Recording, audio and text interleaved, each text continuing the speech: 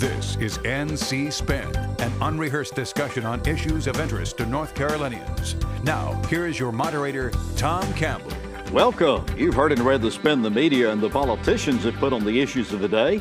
To get the correct spin on what's going on in North Carolina, let's introduce you to our panel of experts. They include Chris Fitzsimon from NC Policy Watch, former House Speaker and Legislator Joe Mavretic, and former Lieutenant Governor Dennis Wicker, as well as syndicated columnist and author John Hood.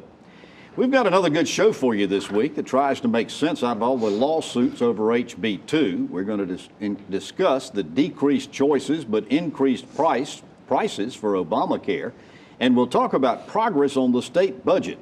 Plus, we'll ask the panel to tell us something we don't know. Why don't we get mad and sue? To paraphrase the old Jimmy Buffett song, it seems that everybody got mad and sued over HB 2 this past week. In response to a deadline by the U.S. Justice Department, Pat McCrory sued in federal court to get the court to say that HB 2 doesn't discriminate against LGBT people. Attorney General Loretta Lynch responded by suing North Carolina in an effort to block HB 2. And then there's the lawsuits filed earlier by ACLU and one this past week by parents. Let's see if we can help make sense out of all this. John, in announcing the state's lawsuit, Governor Pat McCrory said this is no longer a North Carolina issue, but it's now a national issue. If you agree with this pronouncement, tell us why.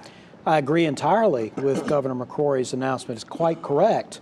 For one thing, the Justice Department has now promulgated a standard very clearly demanding that North Carolina comply that actually makes most colleges and universities, most schools, most states around the country out of compliance with the federal law. So it is quite literally a national issue. Furthermore, as the lawsuits proceed, I suspect that states and localities and university systems will side with one or the other. There'll be attorneys general weighing in on either side. This will become a big national litigation because, among other things, what the federal government's decision did is it made this not so much about bathrooms or even discrimination in public accommodations. Now it's about the separation of powers. What's the proper judicial role for judges? Does the executive branch get to do whatever it wants through dictate? I mean, now it is a big national story. Chris, Attorney General Loretta Lynch called HB 2 state-sponsored discrimination, invoking memories of the days when we had signs over our bathrooms. If you agree with her, tell us why. Well, I think this whole issue comes down to how do you define sex in the federal non-discrimination law. You're prohibited from discriminating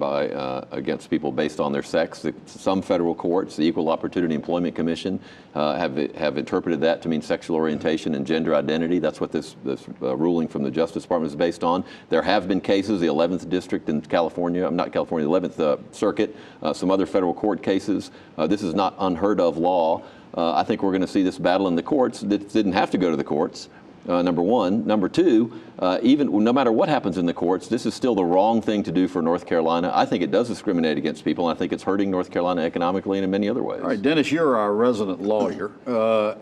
Help us understand how this, I mean, we've got 5 different lawsuits. Are they all going to be heard at the same time? Is one of them going to take precedence over another one? How's this going to be worked out? Well, I think technically what will happen is the chief judge at the federal level, the 4th District, will consolidate these cases. They'll be heard in one area, one district. As you know, Loretta Lynch filed the U.S. Department's case in the Middle District, and the governor filed in the Eastern District. Yeah. So those will come together for consolidation, and they'll have one hearing on that, the whole group of them. But Joe, one way or the other, we're talking about years probably before these things wind their way through the federal court systems and are ultimately resolved, may even have to go to the U.S. Supreme Court.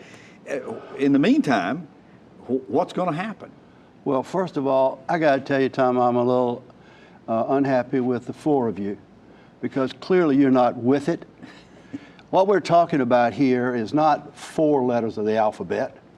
We're talking about L, G, B, T, T, T, Q, Q, I, A, plus another A if you want to be an ally. And are you going to explain that to us? Well, I can if you let me have time. Lesbian, gay, bisexual, transgender, transsexual, two-spirited, queer, questioning, intersex, asexual. Now, here's the issue here, in my opinion. what we're really talking about is the body versus the brain. We're talking about that issue. We're talking about biology against psychology. And we're also entering what I call the Me Sue arena of America, where narcissism is prevalent. People want to be me. I want this for me. I've not heard anybody talk about the common good since this first hit the headlines.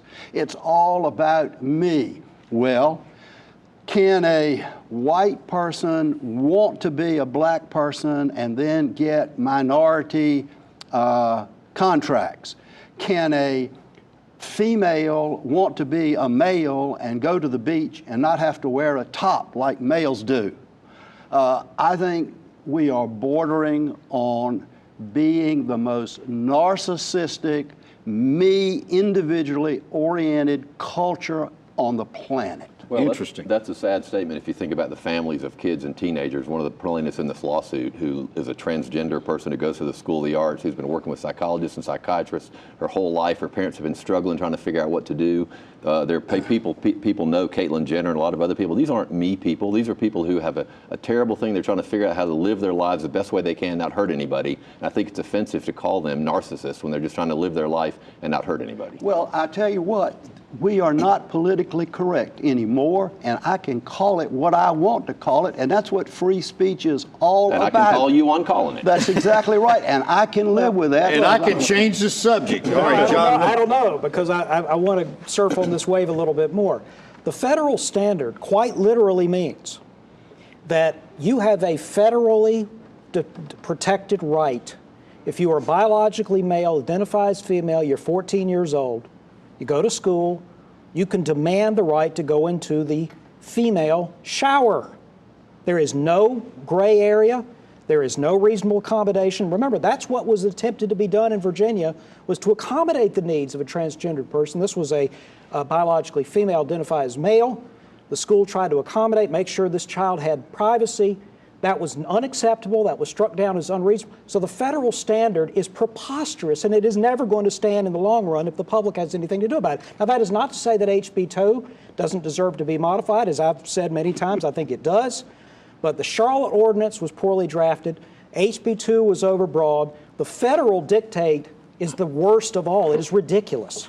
All right, Dennis, so far the feds have not talked about the nuclear option, which is basically withholding some $4 billion worth of funds from our state. Do we think there's a likelihood that might happen? Well, or will the lawsuits play out first? Well, it depends on, whether or not, one tries to draw the first fire on that, and that is the federal government tries to move on it. Then I think there'll be injunctions filed. That'll be the next wave of hearings and the next wave of the litigation. Then, of course, if the state of North Carolina, the U.S. Justice Department tries to file an injunction to prevent the law from going into effect. But here's what I would say, Tom. Look, we're getting down in the weeds in this thing. To me, what we need to do is commonsensical. Just roll back everything and go back to square one. Repeal the legislation, repeal the Charlotte Ordinance. Everybody go back to where they were at square one, and let's have a rational conversation and debate about the implications of doing these things. Well, there was some movement on that. That was the way the conversation was going until the federal government said that was illegal. No, John, you can't characterize the conversation that way, because what was going on, we don't really know. Yes, we do. No, we don't. And I will tell you that I don't think that was squarely put on the table, but that was even before I think these lawsuits were initiated. Now that we're in this morass, I think we need to reevaluate where we are. We need to do a common sense approach, and that is just roll everything back. Let's go to square one. And rolling it back would satisfy the federal government, because they're complaining about HB 2. If we rolled it back, the lawsuits would stop, and we could have this rational conversation. I got two final questions here. Number one, what happens if the feds prevail and win this in court? HB 2 go away? Well, most of it would go away, and the state would comply with it. What happens if the state prevails and wins this in court? Other states will jump in by the dozens. But it is clear, but 17 states have a similar policy to Charlotte's ordinance in 200 cities, and they haven't had huge problems with it. Well, 17 isn't, is not half of 50. All right, so the final, round the table very quickly, we're running out of time. What's your prediction as to what's going to happen with these lawsuits, John?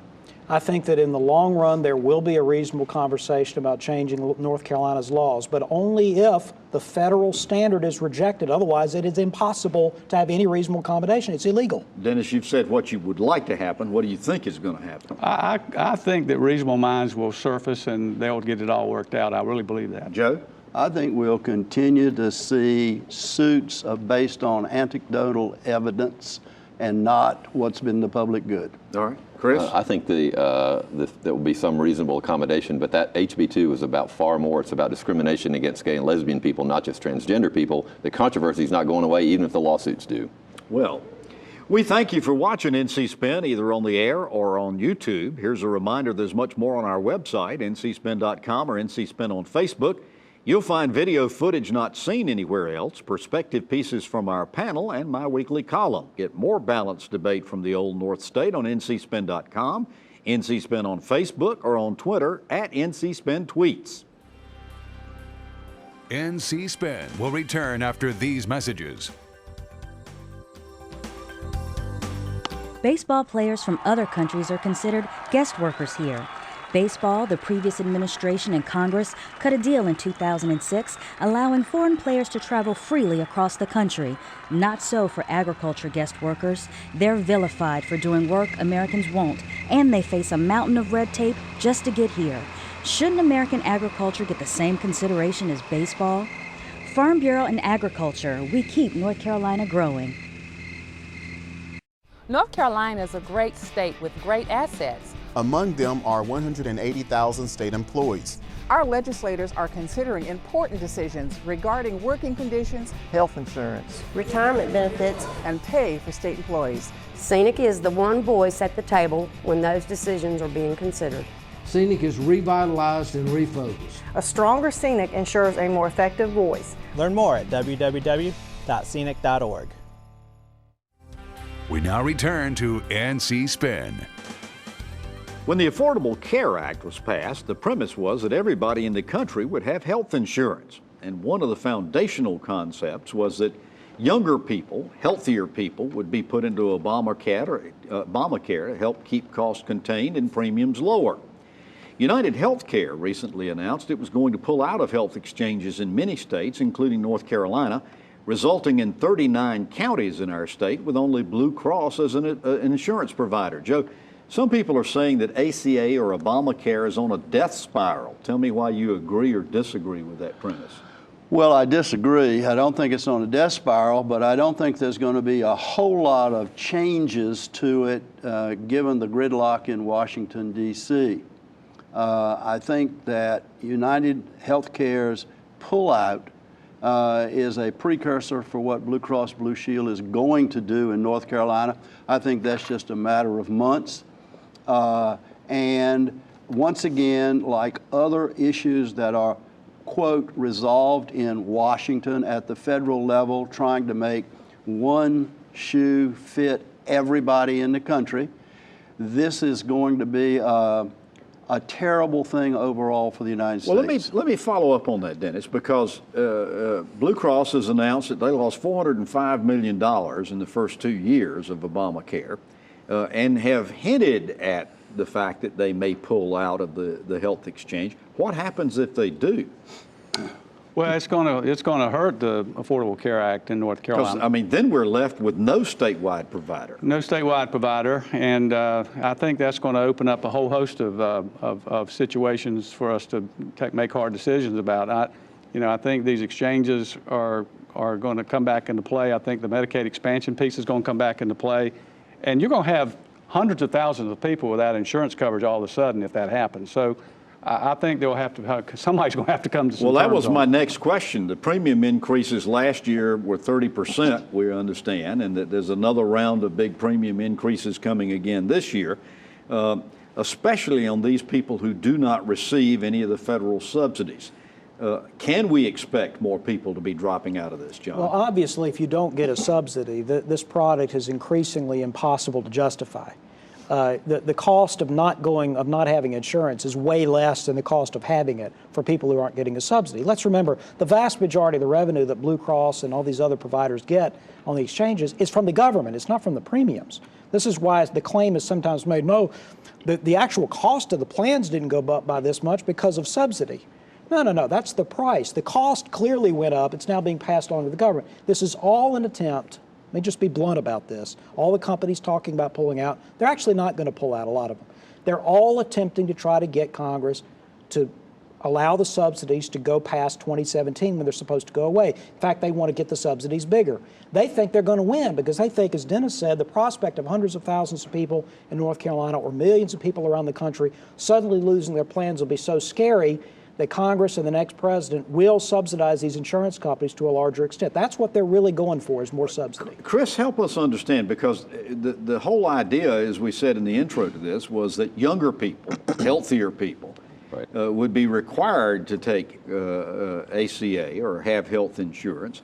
That hasn't happened. Why? Well, we have, because the young people hadn't figured out yet that it's probably better off. They're probably better off having health insurance in case they have a dramatic accident or a life-threatening injury or cancer or some other horrible thing. They think they're immune, just like a lot of people do. But look, Obamacare is one of the, ACA, whatever you want to call it, is one of the most interesting programs in history, because as soon as it passed, there were people committed, people who are supposed to be working in our best interest, committed to not making it work, doing everything they can, whether it was state exchanges, not expanding Medicaid, arguing every day and publicizing every single flaw they could do. Their goal wasn't to improve it and serve people. Their goal was to repeal it immediately. We've never seen a program like that before. That's a good point, Joe. Why? The Congress seems to only have two gears here, either leave it alone or repeal it.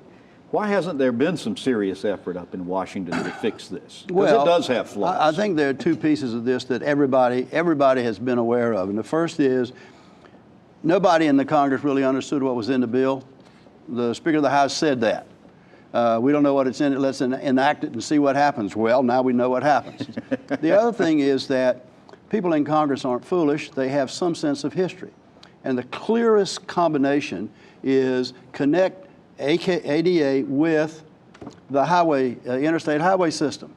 The Fed said, we'll build it, but oh, by the way, you've got to maintain it in perpetuity, and the cost is astronomical. We're facing that right now in North Carolina. Same thing's going to happen with this.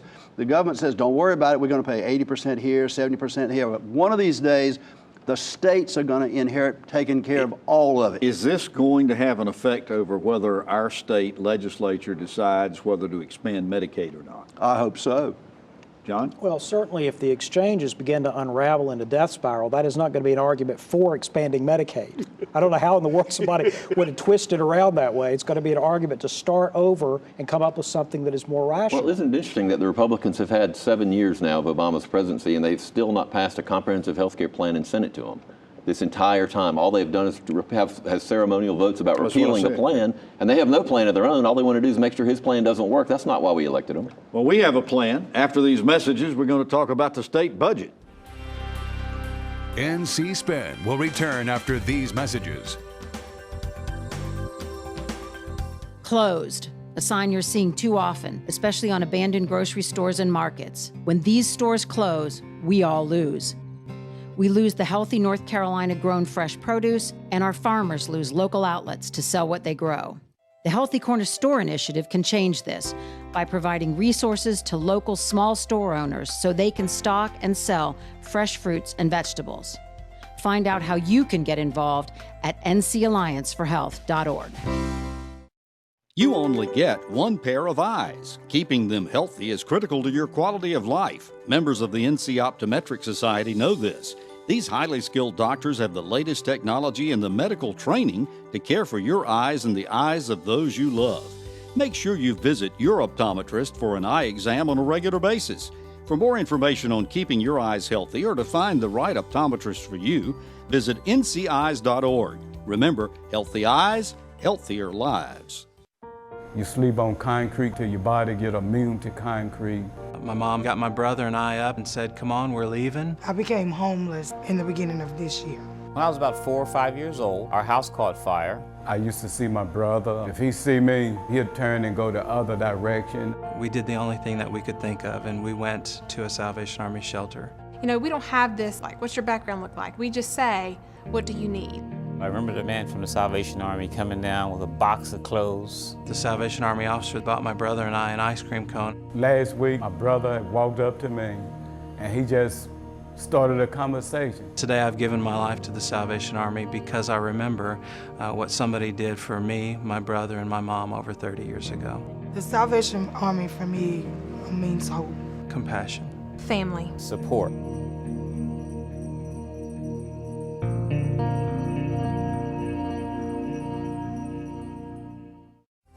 We now return to NC Spin.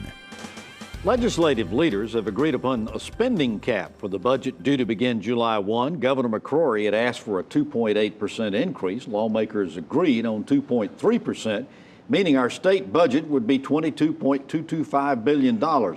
Dennis, earlier this week, Speaker Tim Moore said he thought the House is going to have a budget approved by the end of May. Having been in on those deliberations, what's the backstory here? Well, I think it's just another classic case, Tom, of where the legislature is going to rule the day because they have a veto-proof legislature. The chief executive doesn't mean a whole lot to them. My prediction is they'll pass a 2% for teachers. And I think that what will happen is the Senate and the House will come back and say we need to do some sort of tax cut. I think they'll look at state workers as well. And here's what we're missing, too. We're missing the point about what we really need is not a Band-Aid approach to all this. We need a comprehensive strategic plan to get teachers to the national median in 5 years. All right, 2% for teachers. Anybody disagree with that? Governor McCrory had asked for roughly 5% or $50,000 a year. How about state employees? He says there will be something for state employees. John? I think that 2% might be on the low side, but I do think the teachers and state employees will be closer to parity than in the governor's proposal. The difference between the governor's plan and the legislature's spending plan is a little over $100 million. So let's not get carried away about the dramatic differences. There are differences. I would not call them dramatic. The biggest difference is probably compensation. All right, Joe, you did these budgets yourself. Yeah, what I think is interesting is that one more time the legislative branch has slapped the administrative branch and said, you know, you want this much, well, we're not going to give it to you. Chris, I got to bring this up. Earlier last week, there was a very interesting proposal put on the floor by Chris Mills, Representative Chris Mills, who proposed having another bond referendum this year to take half of the university monies that were committed in the Connect NC bonds, $490 million, right, and put them on transportation projects. Is that getting any traction whatsoever? No, it's not, but there is a sentiment to find more transportation funding despite the changes they made last time. There were some people thought there an outside chance there would be a transportation bond on its own. There will not be. I want to quickly about the budget. It's going to be interesting to see. Governor McCrory, I didn't think did quite enough for teachers, but he couldn't give state employees a raise at all. He just gave them a bonus because there wasn't enough money. The challenge is going to be giving both teachers and state employees a meaningful raise. I don't think there's enough money to do that. And not one of these ridiculous one-time bonuses. Right. Yeah. All right. After these messages, we're going to ask the panel to tell us something we don't know. NC Spin is brought to you in part by the North Carolina Farm Bureau. The Farm Bureau and Agriculture. We keep North Carolina growing.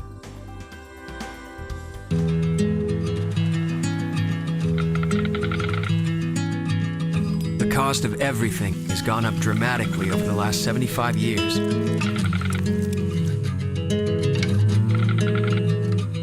With one exception, keeping electricity affordable. That's the power of your co-op membership. Learn more at togetherwesave.com. North Carolina's Touchstone Energy Cooperatives, looking out for you. It's a fact, patients who receive care in the medical home from a trusted family physician reduce healthcare costs through prevention, early detection, and affordable management of high-cost chronic diseases. Every dollar invested in healthcare matters.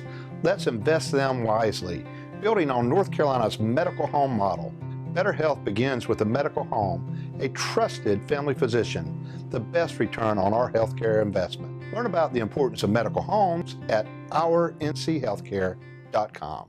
North Carolina is a great state with great assets. Among them are 180,000 state employees. Our legislators are considering important decisions regarding working conditions, health insurance, retirement benefits, and pay for state employees. Syndicated is the one voice at the table when those decisions are being considered. Scenic is revitalized and refocused. A stronger Scenic ensures a more effective voice. Learn more at www.scenic.org. All right, now we come down to the part of the show that I enjoy, when we ask the panel to tell us something we don't know, because I don't know what they're going to tell us. Joe Mavretic, start with you. Well, it's getting to be swimming pool season with the schools coming out, and lifeguards ought to be certified, but also the managers of swimming pools, both public and private, ought to have random tests of the life-saving techniques, both for surface life-saving issues and for subsurface, people that are on the bottom. They not only ought to have these random tests, but they ought to keep records of it, and people who go to the pools ought to be able to see those records and make sure that every lifeguard has been randomly tested on how to save people. Chris, tell us something we don't know. Well, despite the lawsuits we talked about with HB 2, there's still considerable pressure on members of the General Assembly to repeal or dramatically revise it. And interestingly, it's coming from the banks, Bank of America and Wells Fargo. Wells Fargo recently sponsored a huge gay and lesbian big event in Charlotte. They are not giving up, and I think something's going to happen this session. All right, John, tell us something we don't know. This may not be something people don't know, but just additional confirmation of the fact that the Southeast is where retirees want to live. Top 5 states for retirees in the last couple of years, 4 of them are in the Southeast, including North and South Carolina, partly because of climate, partly because of taxes. All right, Dennis, tell us something we don't know. Tom, the biggest national threat to us is not North Korea with nuclear capacity or ISIL. The biggest threat to us as a nation is cyber attack. You ask about all these attacks and hacking that are going on with the Department of Defense and other federal agencies. I looked at what North Carolina's doing, and they got some obscure agency handling their cybersecurity, and it's been funded with about $871,000. We need to get on top of this. You're saying that's not enough? That's not enough. Well, you've heard our spin on the issues of the day. To stay informed all during the week, give your feedback, and read my weekly column, be sure to visit our website, ncspin.com, or catch NC Spin on Facebook. Join us next week when we're going to talk about the congressional primaries and have more balanced debate for the Old North State. Until then, stay informed and watch out for the spin.